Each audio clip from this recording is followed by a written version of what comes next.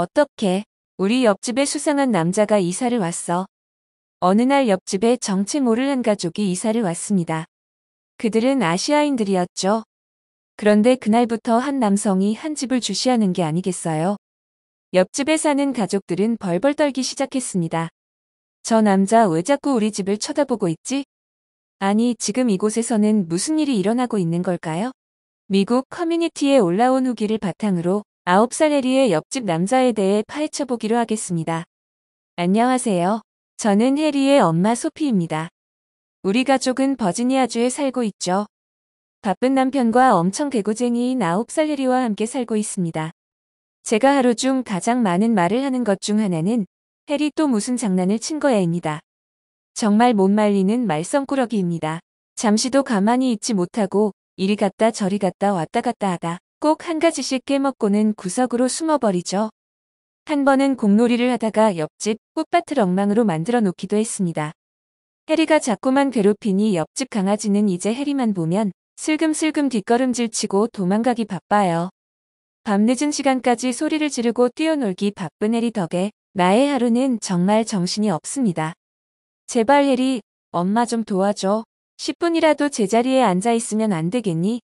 애원을 할 정도입니다. 매일 바쁜 남편이 집에 오면 저는 해리에 대해 하소연하기 바쁩니다. 그럴 때마다 남편은 남자애들이 다 그렇지. 한참 뛰어놀 때잖아라며 대수롭지 않게 받아들이며 저보고 참으라고 합니다. 저는 속으로 의고 네가 뭘 알겠냐. 그래도 해리 때문에 너무 힘들어라고 중얼거릴 수밖에요. 그러던 어느 날 옆집에 새로운 가족이 이사 왔습니다.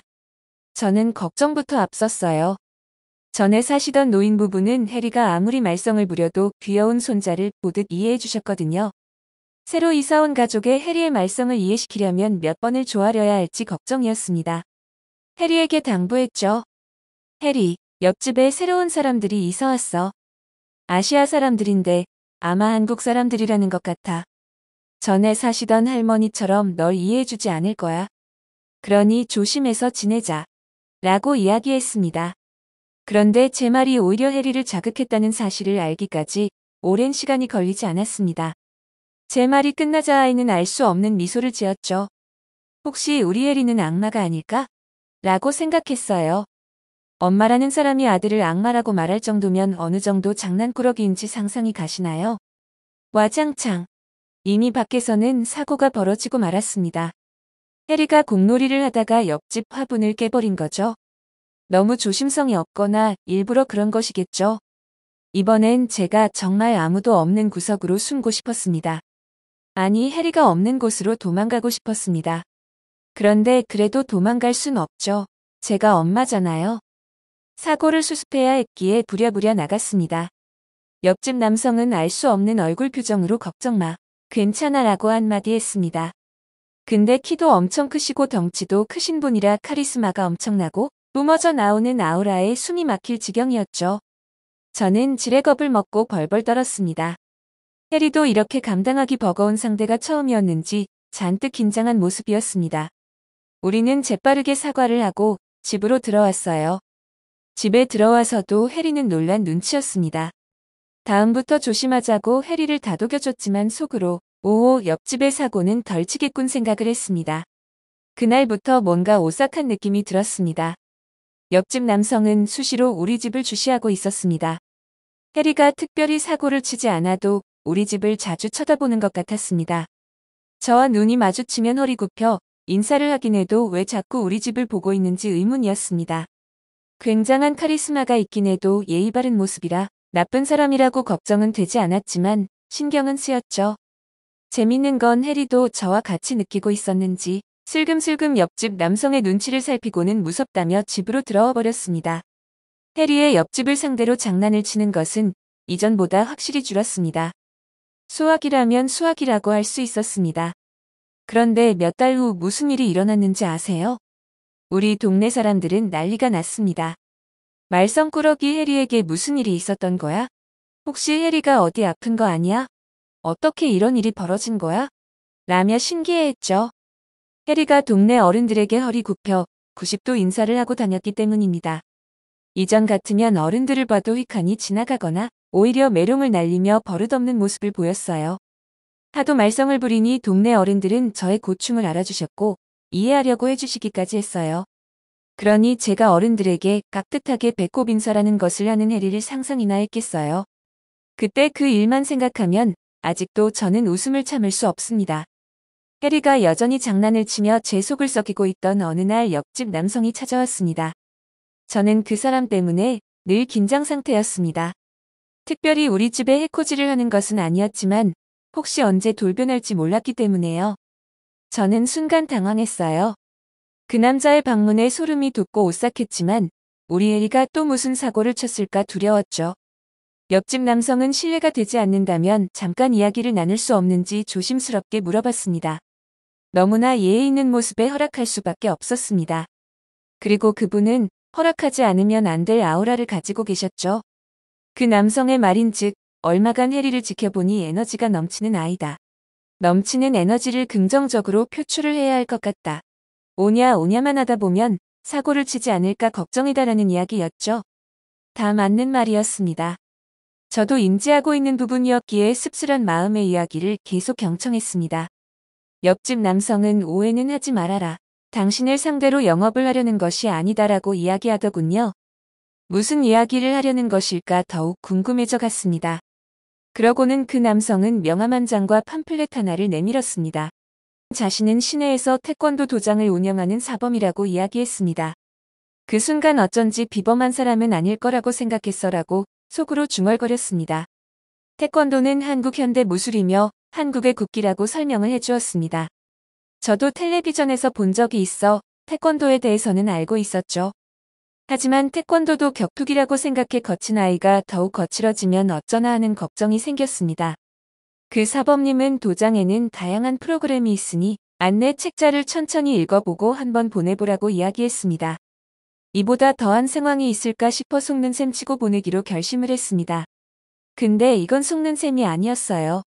정말 마법 같은 일이 벌어졌어요. 정말 달라져도 이렇게 달라질 수 있을까 의심스러웠습니다. 태권도 도장은 단순히 운동만 하고 오는 곳이 아니었습니다.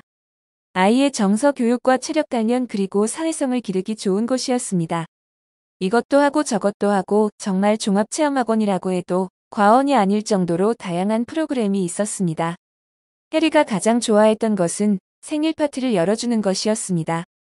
물론 집에서도 파티를 함께하기는 하지만 특별한 곳에서 주인공이 되는 것은 마치 영화 속 히어로가 된다고 느껴졌나 봅니다. 또한 부모와 함께하는 패밀리 클래스가 한 번씩 열려 바쁜 아빠와 혼내기만 했던 엄마와 함께하는 활동에 해리는 점점 흥미를 느꼈습니다. 무엇보다도 좋은 점은 또래 아이들과 신나게 놀고 와서 그런가 집에 오면 파김치가 되는 것이죠. 다른 장난을 치며 사고를 칠 겨를이 없었습니다. 매사에 산만하고 사고만 치던 해리가 차분하고 집중력 높은 아이로 변할 수 있을 것이라고는 정말 상상도 못했습니다. 도장을 보내기 전 도장에 관한 후기를 몇 개 봤었는데 거기에는 악마 같은 아이가 천사처럼 변했다는 후기가 줄을 이었었죠. 저는 단순히 도장을 홍보하기 위한 거짓 후기라고 생각했었는데 진심이 담긴 후기였다는 것을 지금에 와서 실감했습니다. 아마 저도 곧 저런 후기를 쓰게 될 것 같습니다. 조금 더 빨리 보내지 못한 게 아쉬울 정도였습니다. 도장에서는 태권도는 물론이고 규범과 자제력, 자부심을 배우고 오더군요. 또한 가장 중요하게 여기는 것이 인성교육이었습니다. 사고를 치고 웃고 도망다니기 바쁘던 해리도 사고를 치더라도 상대방에 사과할 줄 알고 자기가 지금 무엇을 잘못했는지 깨닫는 모습을 보여주었습니다. 무엇보다도 동네 어른들에게 90도 배꼽 인사를 하는 모습은 감격스러웠습니다. 해리가 예의 바른 모습을 보이자 동네 어른들도 깜짝 놀랐던 거죠. 해리는 요즘 엄마, 나 빨리 잘 거야. 그래야 내일이 빨리 오지. 나 내일 태권도 도장 빨리 가고 싶단 말이야. 이렇게 이야기하며 잠자리에 스스로 들고는 합니다. 아니 해리 너 이런 아이가 아니었잖아. 지금 소리를 지르고 큰 소리로 노래를 부르고 침대에서 방방 뛰어놀아야 하잖아라며 장난을 쳤죠. 그러자 해리는 엄마, 사범님이 늦은 시간 시끄럽게 구는 행동은 다른 사람들에게 피해를 준다고 했어. 내가 집중해서 좋아하는 만화 영화를 보는데 옆집에서 소리를 지르면 어떨지 먼저 생각해봐야 한다고 했어라고 대답을 했습니다. 우리 해리의 입에서 이런 소리가 나오다니요. 정말 놀랍지 않나요? 이렇게 예의도 규칙도 무시하던 혜리는 스스로 규칙을 지키며 제 이야기를 경청하는 아이로 변했습니다. 정말 사범님의 말처럼 에너지를 긍정적으로 사용하다 보니 거기에 따른 놀라운 변화들이 이어져 나왔습니다. 태권도를 가르치는 정신은 정말 놀랍습니다. 예의범절 교육과 아이들의 케어를 밸런스 있게 완벽하게 이뤄낼 수 있는 곳은 이곳밖에 없을 것 같습니다. 처음에는 경계하는 사이로 의심을 많이 했지만 사범님은 저에게 은인이었습니다. 우리 옆집으로 이사와준 사범님이 정말 고맙습니다. 혜리 가족의 이야기 어떠셨나요?